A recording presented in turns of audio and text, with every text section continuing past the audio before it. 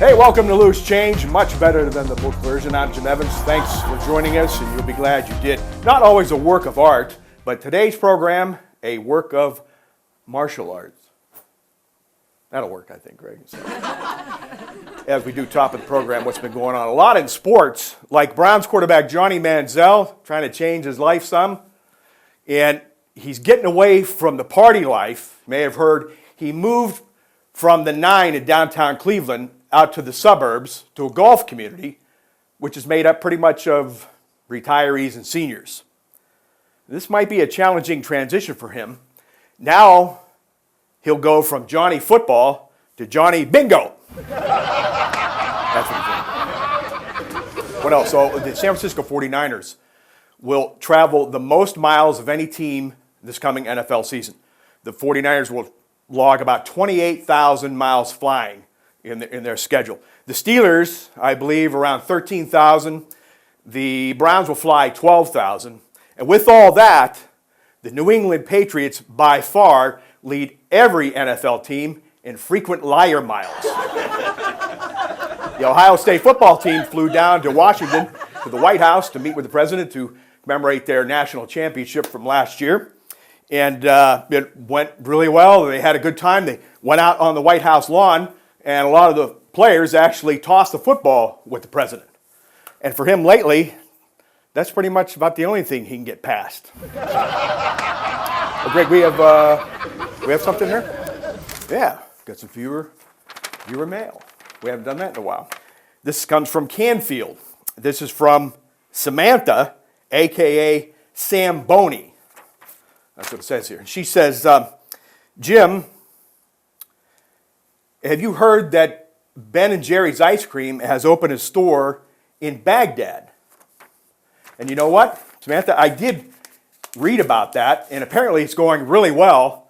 In fact, so much so, their most popular flavor is Iraqi Road. And Mr. Universe, 1955, recently turned 90 years old. 90 years old. Mr. Universe, 1955. And apparently, the guy's still in terrific shape, still works out really hard with the weights.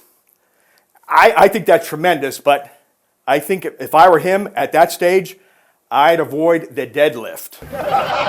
Hey, stick around. Master Sam Naples joins us next, right here on Loose Change. My nails need done. Turn your whole home on to high-definition programming. With Armstrong's HD digital adapter, it's easier and more affordable than ever. The HD TV in the kitchen? Finally get high-definition picture and sound. The HD TV in the family room? Add all your favorite high-def channels at a price you can afford. Our HDDA now features an on-screen guide. To order your HD digital adapters, visit ArmstrongOneWire.com/turniton. Armstrong, One Wire, infinite possibilities. Welcome back to Loose Change. I'm Jim Evans, and I have the great pleasure to be joined by Martial Arts Hall of Famer, Master Sam Naples. Sam, it's great to see you. Good seeing you again, look Jim. At this, man, you look sharp as a tack. And man, you've done so much in this, and a lot of folks know what you've done with martial arts in our area. And you've had some journey in your life to this point. And what we like to do off the top is just give folks a little background. You grew up a few streets from me. We both grew up on the south side. Right, and right. We know what that kind of was and how that evolved. But Right. talk about that and how you got into martial arts. You know what? I was a big husky kid, but always had a self-esteem problem. And liked playing football, but I wasn't really good at it. And got into the martial arts and hoped that I'd be able to play football at Mooney. But then I had this epiphany my freshman year. I didn't play freshman year, but you know, it hit me that if I'm the best kid in the freshman class, no guarantee I'm going to play junior varsity. And if I'm the best JV player, there's no guarantee I'm going to play varsity, and like there's whatever. But in the martial arts, it only depends on me.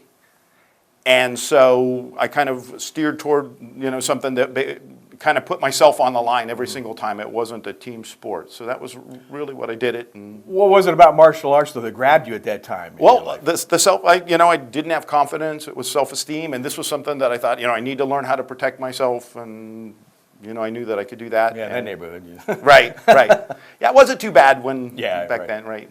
But at a young age, and to get involved with that, it takes such dedication and discipline. So obviously, it really grabbed a hold of you once you got involved. Talk about that. Yeah, well, no, I was 12 years old or 13.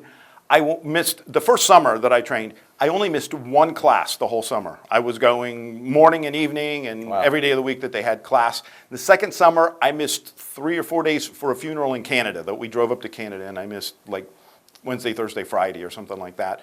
But I was just obsessed with it. I went to every class I could go to. And then actually when I got to be a brown belt, which was about 16 years old, 15 years old, I was going nights they didn't have karate because I was training at the Central Y downtown, which actually one of my seniors still has a program, Jimmy Evans at the Central Y downtown. But so I was going down there working out on the nights there wasn't class in the back room, and Mr. Chun would see me practicing and sometimes give me pointers, but a lot of time it was just me by myself. So now it was at the Y that this you became exposed to this, right? And were able to get involved, right? Yeah, Master Chun was on the fitness staff there, and besides teaching karate, he taught of other course, fitness he had a pretty class. prominent background, didn't he? He was bodyguard to the prime minister, who became the president of Korea for a while, and he was, chief instructor for the Korean National Police Force and the coach for the police force taekwondo team, and so he was the best guy, that's for sure. What was that like, moving forward in that at that age? Was it a real difficult thing for you, or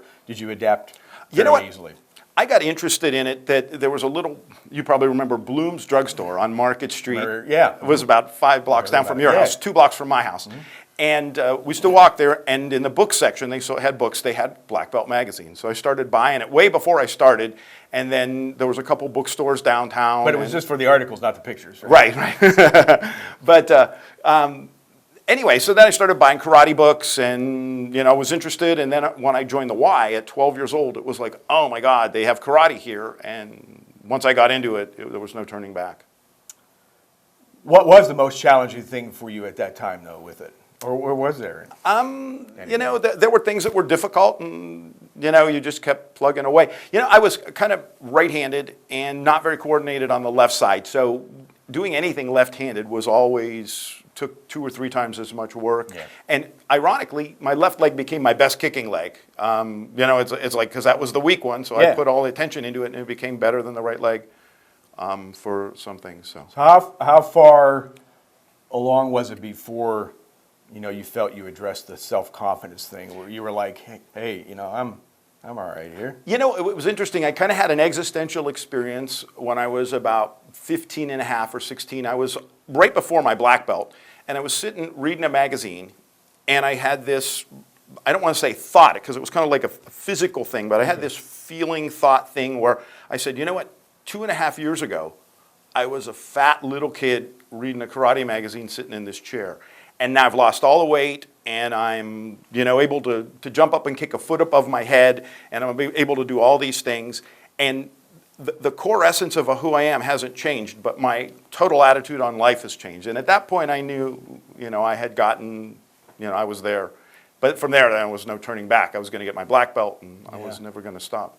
What little exposure I've had to it, though, as much as there's so much physicality involved, it's so much up here, isn't it? And Grandmaster Chun was here last weekend, and it's interesting. It's so different in martial arts schools now versus in the old days. How so? When I've been thinking about this a lot, actually.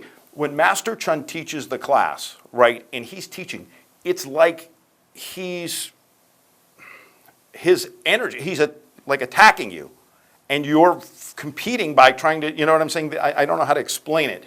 But there's it's like it's a life and death battle just taking class. I mean, he's saying turn your punch more, or stand straighter, or whatever. But there's an energy in there that it's like you're competing, you're fighting with your instructor every single class. It's kind of a weird thing, but it's the first time I've done that in 12, 15 years. So it was remembering that. But it was you had to be. It was like being in a life and death battle every class. Aren't those supposed to be one and the same? I had read the thing that you had written, and that's the philosophy on that. Right, yeah. They say that the Studio is a, groping for the term, death room, I think is the term. But, you know, the That's idea, usually this. a But, death field, actually. But, you know, in a battlefield, you die once. In a death field, you get to die every day, over and over, little deaths. And that's where the spiritual, you know, the Zen part of it came from, is that every day you're dealing with life and death, you know, training. what, obviously, it takes dedication and hard work, but what does it take to become successful in martial arts? I'm not sure of the question. Do you mean? What are the keys to becoming successful with it? Well, first of all, the right teacher is Okay. is a big part of it. Sure. You know, I mean, we were blessed that Grandmaster Chun came to here. It had to be like that in his past lives he did something bad that they sent him to Youngstown as a punishment or something. But I mean, truly, he was so world class, and he lives now in San Diego. But he is so world class to have arrived in our town, and it was a blessing. But that's the first thing, and then the other thing is that, you know, you just have to trust your intuition. And it was like I worked out 7 days a week. When I was in high school, I went to 532 classes in 1 year, right? I mean, that was like we had my attendance card, you know, 3 times a day, you know, 4 or 5 days a week. And it was just, you know, it was my whole life. And I mean, sometimes it got to not be fun. Sure, But there was that's a grind. right. Yeah, it's like football player playing Yeah, double sessions, absolutely. you know, and that kind of stuff. And there was no option. It was, you know, and I was motivated. And you know, it's funny talking. I keep using the word existential, but everybody wants to be happy, you know. And it's like, so you do things that are fun and whatever, and instead of thinking about what fulfills me. And the martial arts, you know, sometimes I was beat up, but it was always fulfilling. It was always, you know, I was trying to do something I couldn't do yesterday. And so I think that's part of the problem in our societies. People are looking for fun and happy instead of fulfillment. And so they're chasing the wrong things. When you got going, you said you started as a freshman? No, I started 7th grade, the end of 7th grade and all through 8th grade. We were thinking about playing football as a freshman, but Right. when you really got into this, did you feel, hey, I still might be able to do the football thing? Or was this was your sole focus? You know what? I wasn't really good at the martial arts at that point, Okay. and I wasn't really good at football either. But you know, the thing with football was that it's like, you know, somebody could take a liking to you and you could, you know, whatever. It was all me. And so I kind of chose to put myself on the line rather than go that route. I mean, if I had been better, I would have played football. I kind of thought I wanted to, but, you know, by the time it came to, you know, enroll in football at the second year of Mooney, I had already decided I didn't want to. As long as they have the physical ability, can anybody get involved in this? Right. You know, the biggest challenge to people today is we have so many more distractions that's the truth. than we had it back then, you know. And even my most, you know, dedicated students like 10 years ago or when I was still teaching had too many irons in the fire. Okay. And it's like, so yeah, there was nobody that was coming as often as I was just because there's too many things going on. It's a good thing, though, for someone like you when you started. Right. I mean, it could be such a benefit to help in other areas, in other sports, or anything for that matter. And you know, I started at 12, and that's kind of, as a teenager, you start looking for who am I and where do I fit in society, and, you know, do I hang out with the jocks or with the nerds or the, you know, whatever, the people that went to Mooney, they hung out at the gas house, and right, there were all the different groups. And the karate was the answer for me. So, you know, I mean, like I went to dances and parties and, you know, got along with the kids at Mooney and had a great class, actually. We just had our reunion. But karate was really my peer group. I mean, I was there every night and so it helped me find myself at a time when I was looking, and who knows what direction I would have gone in if it wasn't for this. When did you get your black belt? I got my black belt, I think, at 15 and a half. No, it took 2.5 years. So if I started at 12, 14 and a half. So it's been so long. And, That's pretty good, though. Yeah, I was the quickest at the time to get their black belt at that. But that was because going all summer, nonstop. And what are the progressions again? You started white? Well, it's different now. But back then it was white, yellow, blue, high blue, purple, blue, high blue, green, high green, brown, high brown, and black. But like from high brown to black was 6 months, whereas now the belts kind of change every 3 months, and it's That's kind of like a lot of people's hair colors today. Right. That's the progression of a lot of people. more than that. Yeah. Once you get to 5th degree and beyond, then you become master. Is that correct? Or? You know what? It's No. yes, in most schools. In our school, it wasn't. You had to be, in our system, you had to be designate a master, regardless of your rank.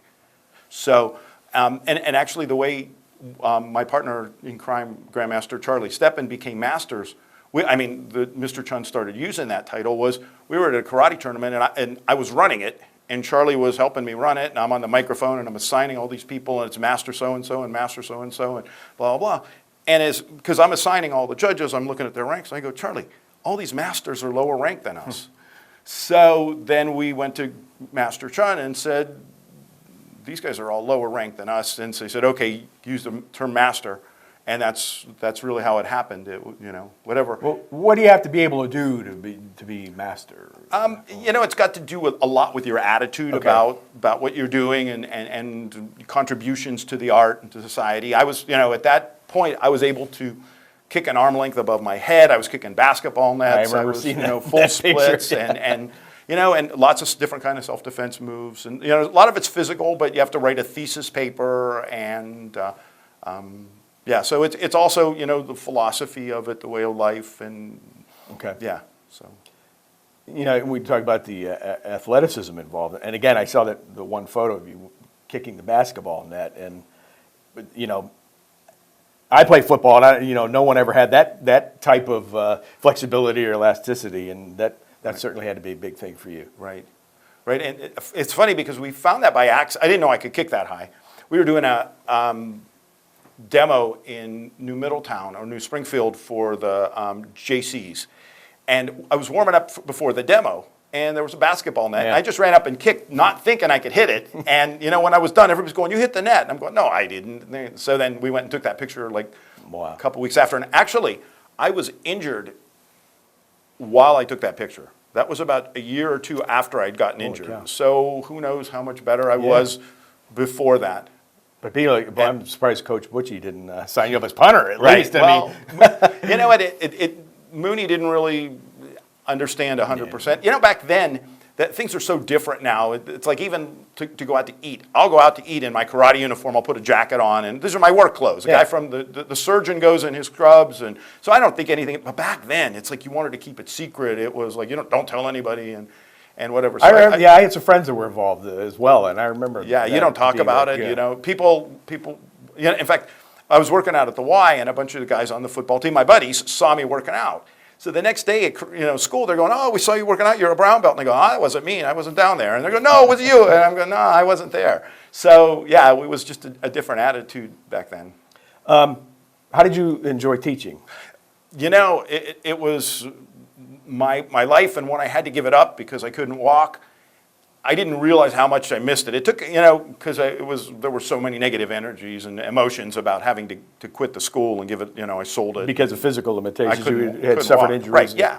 And so because of that, for about 2 or 3 years, I didn't even think about it. I just totally blocked it off. And one night I dreamed that I was teaching class. And from that point on, it's like I started to miss it more and more. And I thought maybe that, I went back to college. I did get a bachelor degree in 2009. But my ultimate plan was that I wanted to get a doctorate and teach in the university because I thought you could be handicapped and teach. Right. And so then, but I was also my dad's caretaker, and I couldn't go to get a doctorate. So, it wasn't in the cards. Life gets in the way, right? And, or is part of the journey, obviously. But right. But recently here, you've been bestowed quite an honor. You want to talk about that? Oh, sure. Thank you. Last weekend, Grandmaster Steppen, or 2 weekends ago now, boy, time goes so fast. We were inducted into the Bruce Lee Legends of Honor Hall of Fame in Columbus, Ohio. Wow. And so it was really, really nice. Actually, Grandmaster Chun was there, and the guy that invented one of the original schools in Korea. I mean, he studied, with masters in other countries, and then he went and founded a school. He was there, and Grandmaster Chun was there. Grandmaster Chun was the big shot. Everybody was taking pictures with him, and it was beautiful. But we sat with the people that we sat with, the one guy his instructor was the godfather of Taekwondo. He was, amazing. He was the highest ranking guy in the country. And another guy's instructor, they accepted awards for their instructors posthumously, and then they were also inducted. But it was all the right people. Sometimes you're skeptical. Somebody says, we're going to have an award thing, and then it's like, are they just selling seats? And this is the medal that came with it. But it was all the right people. It was the people that really contributed to the art and the sport in the United States. Well, you've had a couple weeks to inhale it now. What does it mean to you? It's an interesting thing. You stumped me but no. When I first started teaching, when I first really started to contribute. Yes. I went to a tournament in West Virginia. I wasn't going to go, and Mr. Chun says, would you go to West Virginia and help the guy out? Do what I would do. Now, very naively, I'm 22 years old. I go down there.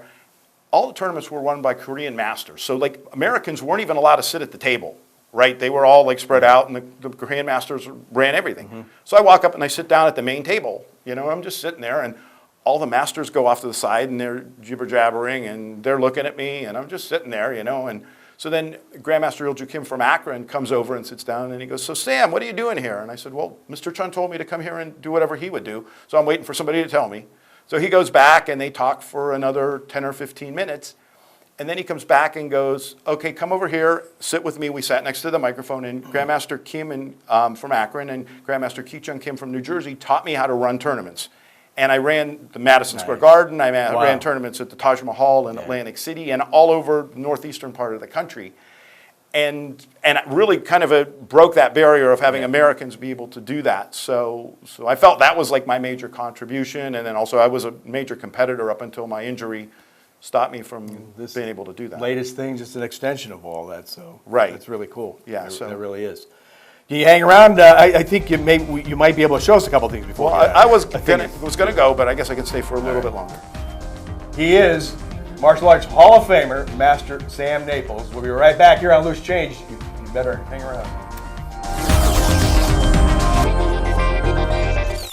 Armstrong Local Programming features our community like no one else. Meet your friends and neighbors at special events. Find the perfect pet. Celebrate our region's rich history or enjoy our natural wonders. Armstrong Local Programming is available online, on demand, and on your local Armstrong channel. Find the complete program schedule at ArmstrongOneWire.com. Local programming, exclusively from Armstrong. One Wire, infinite possibilities.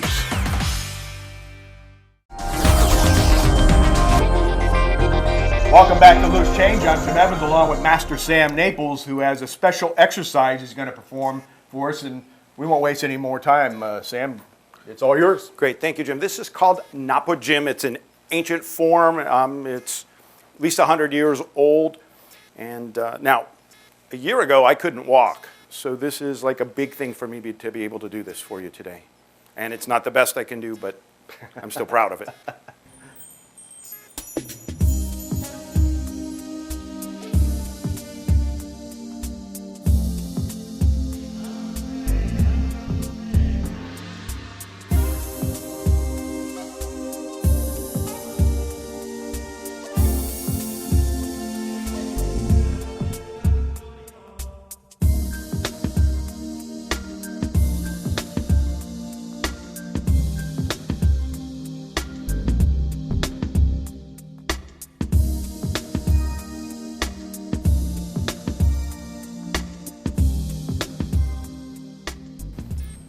Locked in, baby. That was great. And again, that was called fighting in the room? Or it's called Napo Jin, which means back against the wall. Back against the wall. Right, so fighting in a confined space. And because the studio was a little bit intimate, it is. I thought it was the best. And I pulled a muscle while I was just standing there watching you do that. Sorry about that. But he's not done here. We've got a really cool thing you're going to do, and I'm going to let you cross over here. Okay, sorry about that.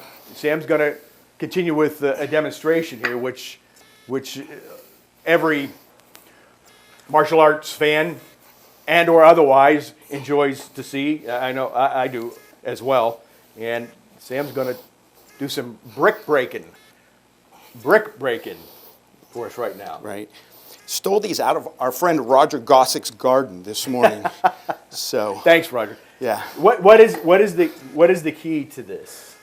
To doing this? Ignore the pain and hit it hard. Right. That's it. Right. It's that simple.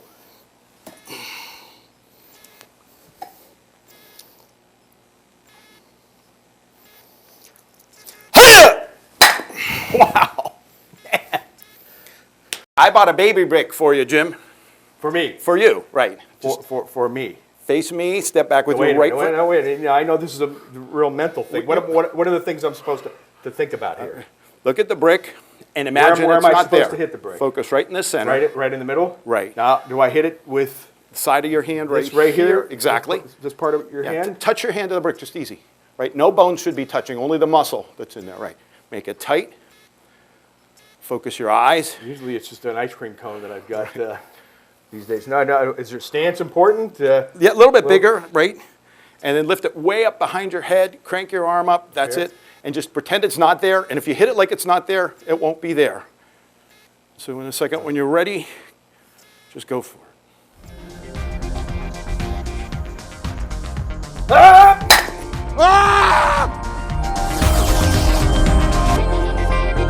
Watch TV everywhere with Armstrong. Now you can download apps from your favorite networks directly to your tablet or smartphone. Use your Armstrong password to verify. Sign in once and start watching.